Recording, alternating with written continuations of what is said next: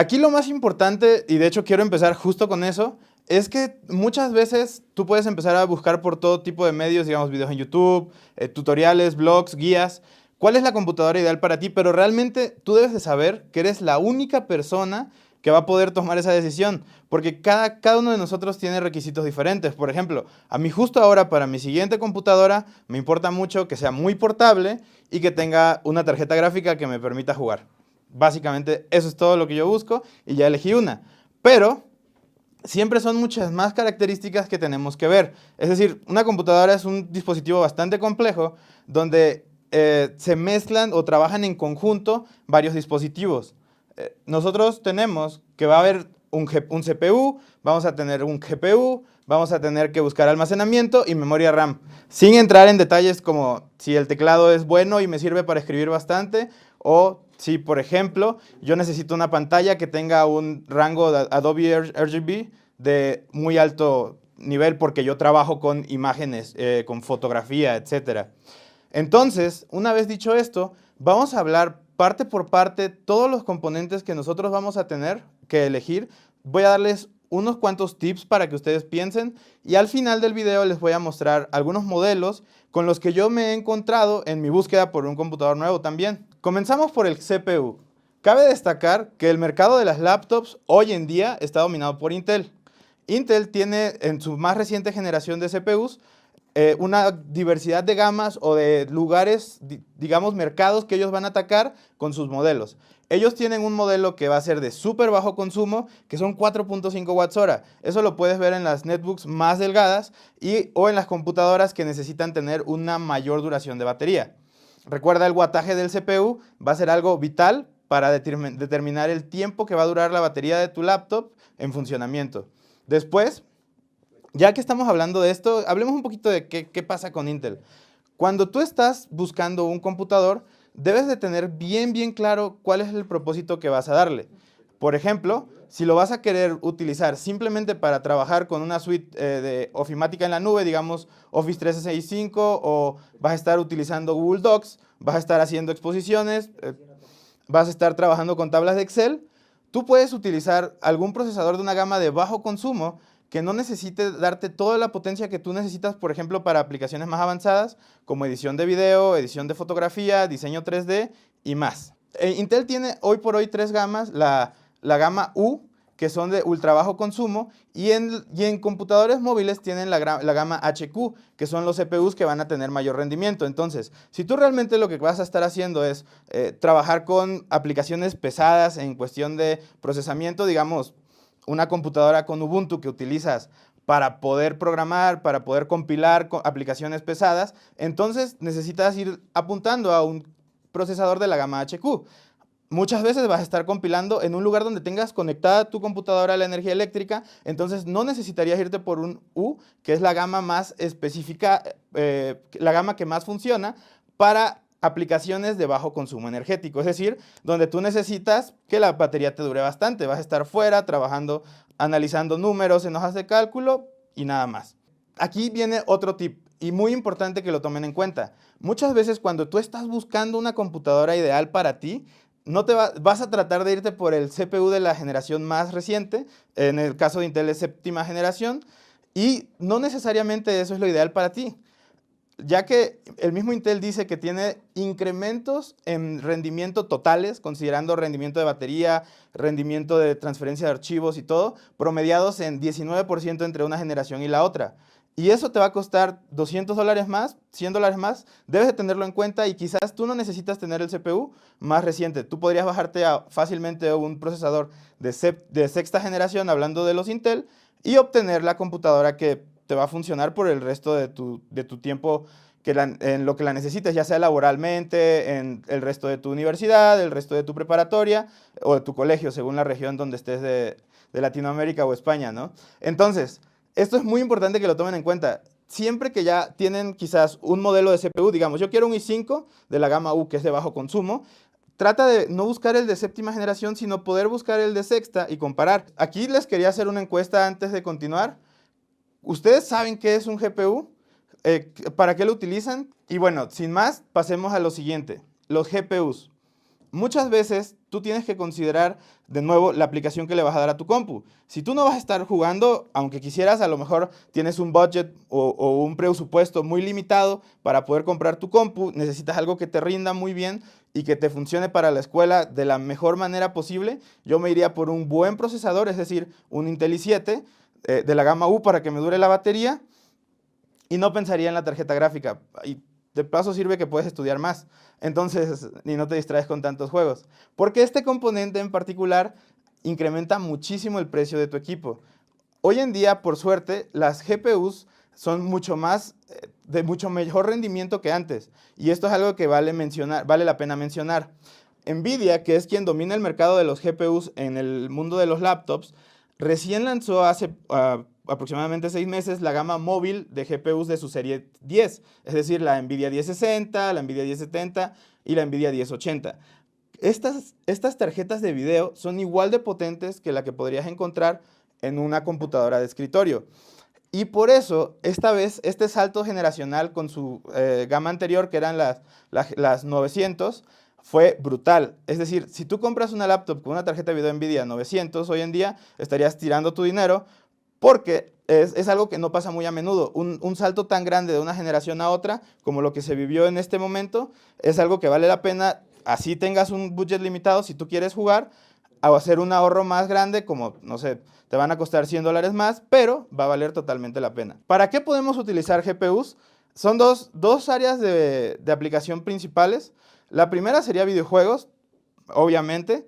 Todos queremos jugar de repente en nuestros ratos libres cuando tenemos una compu, es muy divertido. También hay aplicaciones súper profesionales que te van a servir de las tarjetas de video. Supongamos esto, digamos que tú estás estudiando ingeniería mecatrónica y vas a trabajar fuertemente en el aspecto de 3D, o que estás trabajando animación 3D o inclusive edición de video.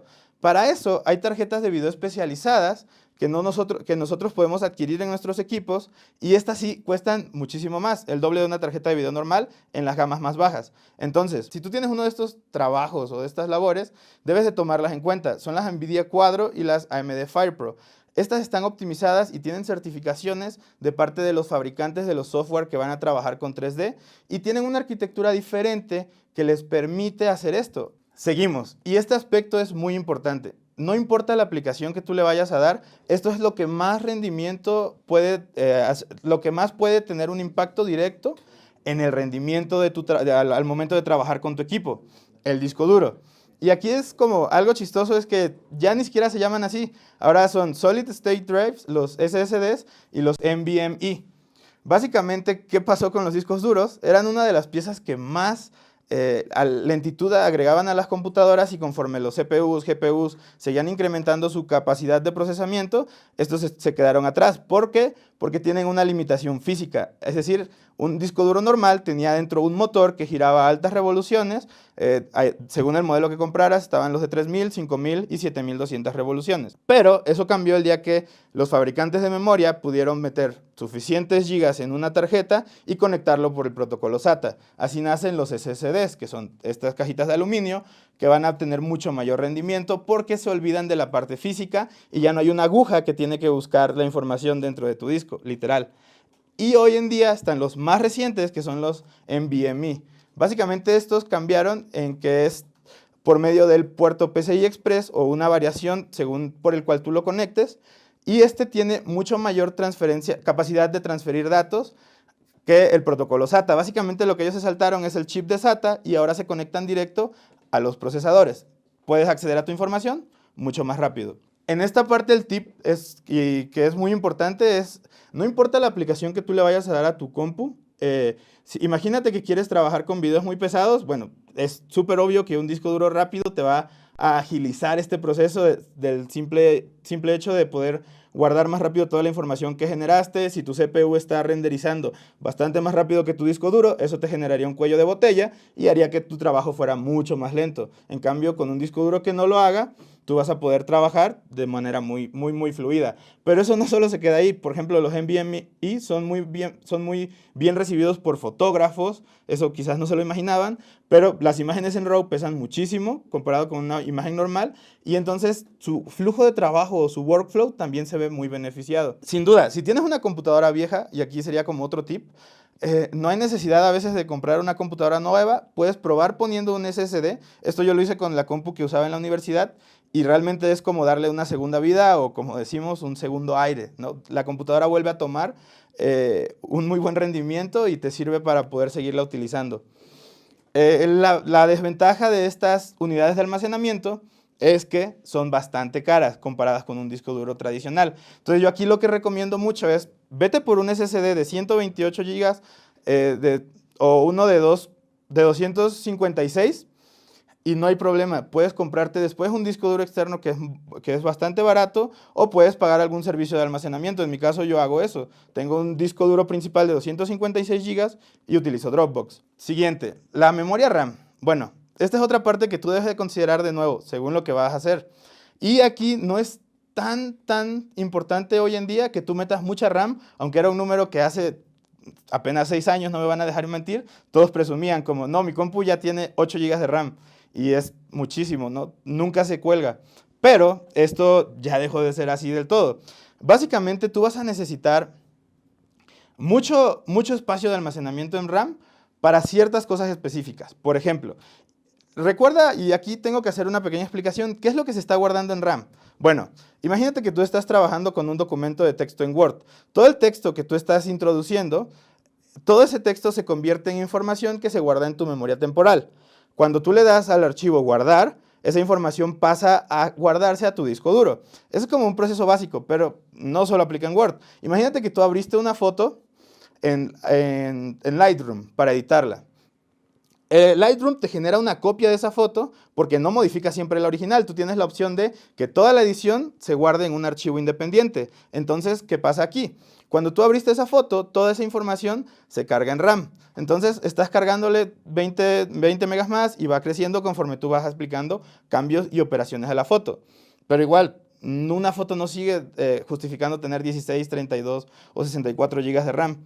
¿Qué sí lo justificaría? Bueno, que trabajes con ediciones de video largos y fuertes cargas de video, sí, porque todos los cambios, algunos de estos van a estar guardados y segmentos del video van a estar guardados en memoria RAM y esto hace que tu RAM se despegue.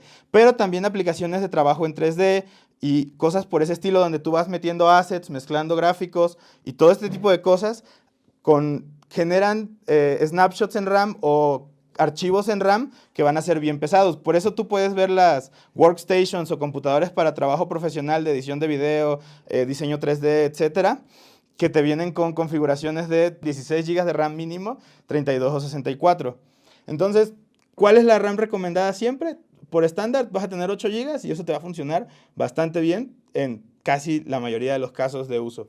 Tú debes de pensar siempre cuál va a ser el propósito de tu compu. Yo lo dividí en 4 secciones principales, que es uso general y ofimática. Básicamente para esto puedes buscar un Ultrabook. Ahorita te recomendaré algunos que a mí me gustan. ¿Por qué? Porque son muy ligeros, tienen buenos CPUs, tienen una muy buena duración de batería y te permiten trabajar todo el día, digamos, fuera, digamos 4 o 6 horas, sin ningún problema. Después, los estudiantes. Aquí toma en cuenta todo lo que te dije, porque es muy diferente un estudiante que va de una carrera, digamos, enfocada a trabajar con video y fotografía a un estudiante que va a una carrera que va enfocada, digamos, a administración. Son diferentes los requisitos que vas a tener y puedes adquirir un equipo perfecto para ti gastando la cantidad de dinero ideal, ¿no? Obviamente, algunas carreras van a requerir equipos mucho más caros por puros fines de trabajar con todo lo que vas a estar haciendo. Pero siempre hay opciones, ¿no? Cuando tú estás buscando tu compu, checa las características que necesitas y empieza a buscar y comparar modelos, porque después vienen las cosas que son como extras. Puedes comprarte una computadora con las mismas specs, pero que una edición es de fibra de carbono, el cuerpo con magnesio en la tapa y es ultra ligera, que te está costando $1,100, y la otra versión es aluminio normal y te está costando 700. Ahí tú tienes que hacer la consideración, qué tanto quieres gastar en los demás aspectos de tu equipo, ¿no? Si quieres ser puramente productivo o si quieres tener una computadora que además sea súper ligera y bonita. Y 3, trabajo. Aquí de nuevo es como, ya no existe esta de que, esta computadora es únicamente para trabajo. Hoy en día es mucho más variado todo lo que hace cada quien. Por ejemplo, yo hay semanas donde trabajo puramente con documentos y documentación, días donde estoy trabajando pura documentación y no necesitaría un hardware más potente, pero hay días donde estoy corriendo algún programa para ver cómo va a funcionar y entonces ahí digo, bueno, esta computadora se queda corta y puedes buscar tener un procesador mucho más potente. Y el hobby, que es algo súper importante y casi siempre es lo más caro, pero bueno, para computadoras de hobby tú siempre tienes que fijarte porque la tarjeta de video sea muy buena, pueda correr los juegos que tú vas a utilizar y aquí específicamente no es tan importante el CPU, es muchísimo más importante que tengas un GPU potente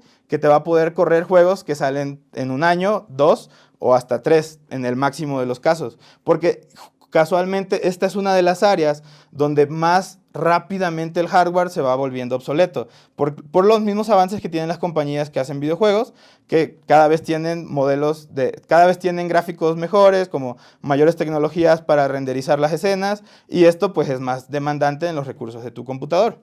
Y hablando de arquitectura, es importante que les recuerde que Platzi tiene un curso de fundamentos de ingeniería de software, donde Freddy les explica de una forma súper a fondo todo lo que ustedes tienen que aprender para que entiendan internamente cómo funcionan estas partes de las cuales yo les estoy hablando. Y no solo en las computadoras, también les explica cómo funciona un celular y también les explica cómo funciona un dispositivo embebido. Es un gran curso. Los que ya lo han tomado lo van a poder poner ahí en los comentarios, sin duda.